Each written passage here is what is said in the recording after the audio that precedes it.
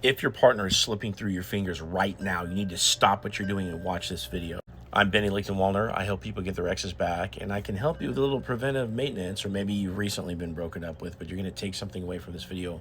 The first thing is, if your ex is trying to break up with you, do not resist it. Do not try to talk them into staying. Do not reach and grasp and take any effort whatsoever to resist them going away. What you want to do is say to them, hey, look, this isn't really what I want, but I totally accept it if that's how you feel. You know where to find me. Reach out to me if you ever change your mind. That's all you say. You end it right there and you walk off and you wait for them to reach out to you first. Now, it's not going to be for an indefinite amount of time. If they actually take you up on this, somewhere between 3 and 6 months, you'll leave them alone for. If you want a specific amount of time, if you're going through a breakup, you can hit me up and we can figure that out. But it's really, really important that you don't try to convince them or take any action to resist them going away whatsoever. Same thing if you have a spouse and they're presenting a divorce.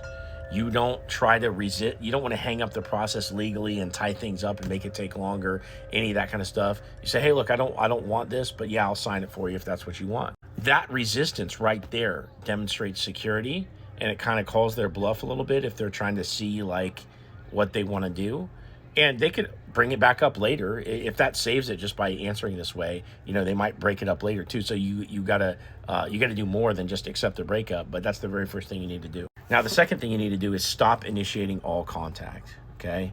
So if they've already broken up with you, you'll go into no contact. It's kind of the same thing, even if they haven't, in the sense that you back away and you let them initiate 100% of all the interaction, unless it's about bills or the kids or something like that. When they do come to you, it's very important that you don't talk about the relationship or try to convince them back into it or get into a fight with them or have these big, serious, heartfelt conversations or like text walls being exchanged. These things are hard. They're really hard to avoid when feelings are flying around. But it's these exact same things that are going to make it end a lot quicker. So don't go into that.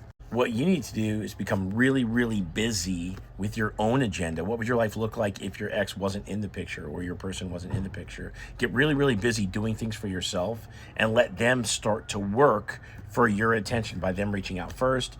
And you only talk to them for limited periods of time, and then you have to let them go because you're focused on this potentially new chapter of life that you're about to go on.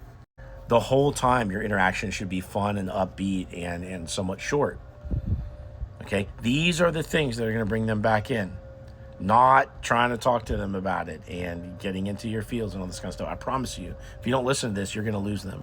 Now, if you want some very, very specific catered advice to your story, click into my profile, click this link right here, set up a call with me, tell me your story, and I'll give you a step-by-step plan to save your relationship.